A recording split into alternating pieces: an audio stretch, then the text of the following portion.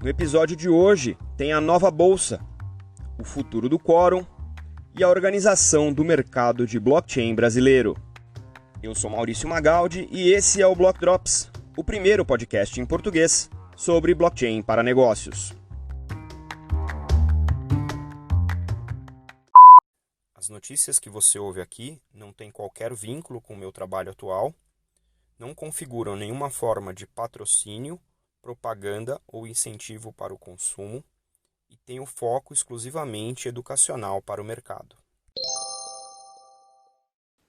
Na nossa primeira nota de hoje, vem uma nota que mistura um pouco de mercado financeiro com inovação social de impacto e bolsa de valores para quem está começando a investir. Eu fiquei muito curioso com essa nota porque ela começa com o headline é o Banco Maré. Para quem não conhece o Banco Maré, é uma fintech que nasceu no Complexo da Maré, no Rio de Janeiro, uma zona de fragilidade social. E eles estão trabalhando para lançar em setembro uma bolsa que vai atender pessoas físicas e investidores institucionais, mas voltadas para ações, né, para empresas que usem tecnologia para geração de impacto social. O nome dessa bolsa, pelo menos por enquanto, é BVM12, né? E a ideia é que qualquer um possa investir de forma direta nas startups que, obviamente, que dão lucro, né? É o princípio da bolsa, que os acionistas tenham retorno sobre o seu investimento, mas que as empresas investidas através dessa bolsa tenham como solução voltadas para o mercado de baixa renda ou uma população fragilizada, né? A nota continua aqui confirmando que o Banco Maré está trabalhando junto com a CVM, que regula o mercado imobiliário brasileiro, já tem mais de um ano, né? E obviamente a ideia é, como parte do projeto do Sandbox da CVM, que a gente já até comentou aqui, o banco venha fazer esse exercício, né? Então, em breve aí, a gente deve ver o Sandbox sendo formalizado finalmente, né? E aí a gente vai ter muito mais condição de avaliar como é que esse projeto aqui vai se desenvolver, né? O projeto da Bolsa é realmente atingir 150 mil investidores a partir do primeiro ano, né? Então é bastante coisa, a gente não tem nas faixas de investidores que eles estão tentando atingir, né, com o ticket baixo, a gente tem poucos na bolsa tradicional, né? E esse projeto é um projeto que já está pensado para rodar em cima de uma blockchain. Então eles estão trabalhando também com a R3, que é fornecedora do Corda Blockchain, Enterprise Blockchain, que já está em uso em outras bolsas ao redor do mundo, né? E, obviamente, a ideia aí é ter toda a formalidade do mercado de ações baseado nessa tecnologia blockchain. Minha opinião em relação a isso, eu acho que a gente precisa de concorrência no mercado financeiro. A gente sabe que o mercado financeiro hoje no Brasil ele é concentrado em vários segmentos, né? Tanto nos bancos, quanto nas seguradoras, quanto nas bolsas de valor. Então é interessante ver que de uma fintech que nasceu com o DNA de apoiar ou de bancarizar populações menos assistidas, a gente esteja vendo uma evolução para o mercado mobiliário, que é um mercado, né, de risco, não é só os serviços financeiros básicos, mas usando para acelerar essa adoção, né? Ou essa bancarização, ou essa mobilização, é isso? Das populações menos favorecidas, se utilizando de blockchain para facilitar essa orquestração do mercado e parcerando com o regulador que regula esse mercado. Então, aplausos aqui para o Banco Maré. A gente provavelmente vai tentar enganchar um Block Talks aqui com o pessoal do banco. Então é isso, eu achei muito legal essa notícia e a gente vai ficar de olho na evolução desse projeto. A nossa segunda nota de hoje é novamente uma nota falando sobre o quórum, mas nesse sentido de mercado mais do que da tecnologia, né? Eu estou aqui com uma nota, vocês têm o link aí na descrição do episódio.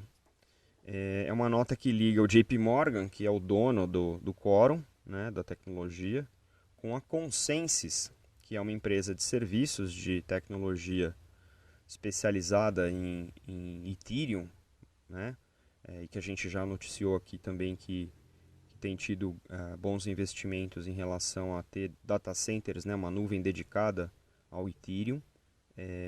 Essa notícia de hoje é uma notícia mais no sentido do M&A, né, de fusões e aquisições. A nota ela dá que o JP Morgan está preparando aí um investimento de 20 milhões de dólares na Consensys, onde também vai transferir a manutenção e suporte do quórum para a Consensys, né? A Consensys é a empresa fundada pelo Joe Lubin, que é um dos também fundadores do Ethereum, né?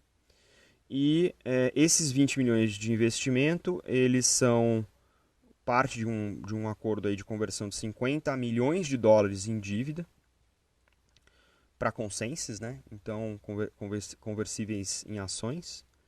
E, obviamente, a gente fica aqui, talvez não espantado, né? Porque acho que o grande espanto é ver um banco como o JP Morgan, que é um banco de investimento, um banco múltiplo forte, um dos maiores bancos americanos, mantendo a sua própria tecnologia, né, durante tanto tempo. Mas eu acho que é interessante que a Consensys, que recentemente cortou um quarto da força de trabalho, realmente está precisando se reorganizar, e acho que essa vinda do quórum para uma empresa especificamente, né, de tecnologia impulsiona talvez mais ainda o quórum, né, essa adoção do mercado pelo quórum, né? É uma tecnologia baseada no Ethereum, mas convertida para uma rede enterprise aí, permissionada para trabalhar com grandes bancos. E também não é o único investimento tecnológico do JP Morgan, né? O JP Morgan tem a rede interbancária de informação, com 300 bancos aí amarrados para trocar informações e transações entre si. E, obviamente, o quórum ele não é exclusivo do mercado financeiro, né? Então, tem outras aplicações aí de rastreabilidade em outras indústrias, né? Então, é interessante ver essa movimentação, essa acomodação entre um especialista em blockchain e um banco que criou uma tecnologia, né, de maneira independente e agora está movimentando o mercado nesse sentido, né? Óbvio que, do ponto de vista de acomodação e concorrência, é sempre bom que a gente tenha mais opções, especialmente num momento tão cedo na tecnologia, né, no mercado. Eu não sou a Gartner, mas enfim, não é uma tecnologia que está amplamente sendo adotada, não é o óbvio ainda para muita coisa. Então é interessante ter concorrência para que esse mercado amadureça cada vez mais rápido. O fato do JP Morgan estar investindo na Consensys e movendo os seus ativos para dentro, né, do mercado de tecnologia, não necessariamente é um mau sinal, né, que a tecnologia não serve ou que o banco está desistindo da tecnologia, até porque 20 milhões é uma manifestação, não é exatamente uma manifestação de desistência, mas eu acho que é uma questão de especialização, né? Se a gente vai ter uma movimentação para a adoção de tecnologias como o quórum, né, em uma escala muito maior, é muito melhor que você tenha isso numa empresa que tem o foco para isso. O JP Morgan, afinal de contas, é um banco. E um banco não vai focar em expandir o uso de uma tecnologia, mesmo que ele a tenha criado. Então é uma movimentação interessante, eu acho que esse é o tipo de coisa que a gente vai ter que ir acompanhando aí os próximos capítulos. A próxima nota, ela não é uma nota, na verdade, ela é um compêndio aqui. Eu coloquei 2 links para referência de vocês na descrição do episódio. E a ideia aqui é comentar um pouquinho sobre o impacto dessas 2 notícias. A primeira notícia é uma notícia sobre o LAB. O LAB é o Laboratório de Inovação Financeira, é uma organização para interação multissetorial, e ele foi criado pela ABDE, Associação Brasileira de Desenvolvimento, o BID, que é o Banco Interamericano de Desenvolvimento, e a CVM, que é a nossa Comissão de Valores Imobiliários, e em parceria com a GIZ, que é uma associação alemã para desenvolvimento internacional, e reúne representantes de governo e da sociedade civil de modo a promover projetos de finanças sustentáveis, né, para os mercados. E essa nota aqui é uma nota, a primeira nota é a nota que anuncia um projeto dentro desse lab, chamado projeto tokenização. Então esse projeto, obviamente, não vai tokenizar nada, não vai gerar nada, mas é um grupo de trabalho que está dentro aí de um subgrupo de fintechs. E a ideia desse grupo é realmente juntar todas essas instituições, né, e organizar o debate ao redor do que significa a tokenização para o mercado financeiro, né? A gente tem visto várias movimentações independentes. Eu já mencionei aqui mais de uma vez o sandbox regulatório da CVM, que é uma iniciativa importante, mas aqui dentro do Lab eles estão realmente trabalhando com uma perspectiva multissetorial, o que pode com certeza impactar a habilidade, o interesse e até as ideias da CVM, né, e dos reguladores para, não digo formalizar, mas para organizar o mercado de tokenização no Brasil, né? A gente comentou hoje da questão da nova bolsa baseada em blockchain, a gente vem falando de tokenização do mercado imobiliário aqui mais uma vez. Existem diferentes iniciativas por diferentes fintechs, acho que talvez a mais notável seja o mercado Bitcoin, com o MBDA, né, o MB Digital Assets, que tem feito tokenização de alguns tipos de ativo com bastante sucesso, bastante eficiência, inclusive, né? Então, é interessante ver que existe uma movimentação não só dos disruptores, vamos dizer assim, mas também dos reguladores, porque eu acho que uma das coisas mais interessantes da disrupção é obrigar o regulador a se movimentar, né? Eu faço uma coisa nova, esse negócio não está descrito em lugar nenhum, eu preciso que o regulador se mobilize para que isso seja feito da maneira mais segura possível, né, para que não tenhamos nenhum risco sistêmico, né, no mercado financeiro e demais mercados. Então é interessante que essa organização esteja se mobilizando. Acho que a gente vai ver grandes novidades aqui do ponto de vista até formal, né, de regulação, para a gente se organizar ao redor do tema da tokenização. E, obviamente, quanto mais organizado esse mercado for, mais desenvolvido e mais rapidamente desenvolvido ele fica, né? Então, obviamente, todo esse foco para discutir esse tipo de processo, eu não vou nem chamar tecnologia de processo, é muito importante. E a segunda nota, e não menos importante do que essa, foi o anúncio pela AB Cripto do seu código de autorregulação, um código de conduta, né? O link também está aí, tem o PDF muito extenso, eu recomendo a leitura, está bem completo. Então a AB Cripto é uma associação, né, Associação Brasileira de Criptoeconomia, onde são associados as diversas startups que operam nesse ecossistema, então largamente baseadas em blockchain, né?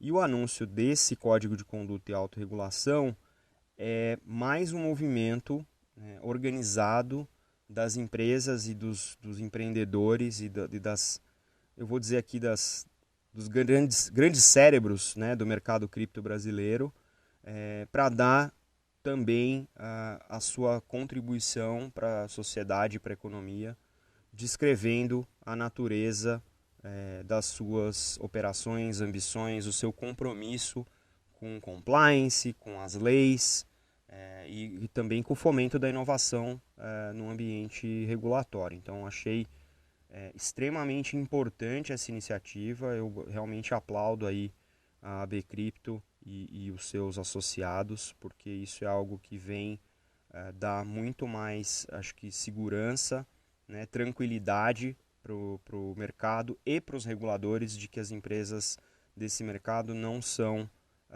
carregam em si a reputação daqueles ICOs complicados de 2017, mas são players sérios para a inovação da tecnologia e da indústria. Fico muito feliz com essas duas notícias. A gente continua acompanhando essa movimentação no mercado aqui no Block Drops.